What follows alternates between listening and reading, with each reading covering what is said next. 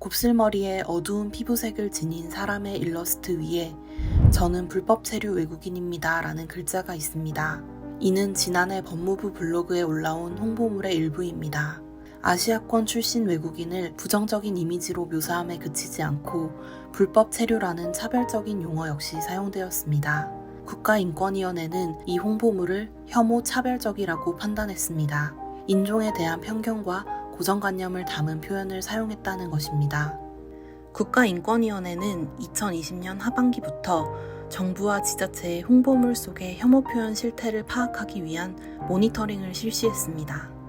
성별과 인종, 이주민, 장애 등 3가지 영역을 중심으로 이루어진 모니터링 결과 정부 홍보물 속에서 상당수의 혐오, 차별적 표현을 확인할 수 있었습니다.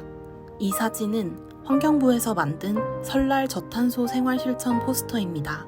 포스터 내엔 여성이 장을 보거나 명절 음식을 차리는 것처럼 묘사되었고, 남성은 고향길 운전을 하거나 성묘를 가는 것처럼 표현되었습니다.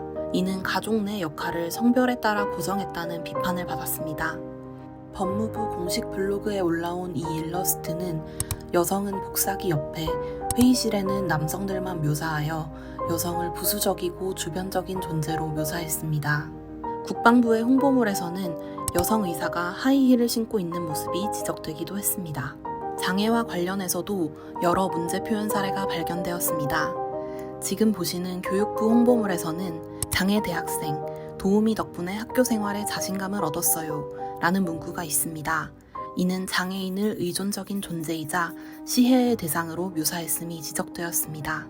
인종과 이주민에 대한 문제 표현 사례도 상당합니다. 이 법무부 홍보물에서 아시아권 출신 외국인은 부정적이게 묘사됩니다. 반면에 서구권 출신 외국인은 긍정적인 이미지로 묘사됩니다. 외국인의 입국이 국가를 감염시킬 수 있다는 전제를 한 부적절한 표현을 사용해 미등록 외국인을 사회 문제와 연루하여 위험하게 묘사하기도 했습니다. 1965년 유엔 총회에서 채택된 모든 형태의 인종차별 철폐에 관한 국제협약은 어떠한 형태의 인종차별도 규탄합니다. 한국도 1978년 이 협약에 가입했습니다.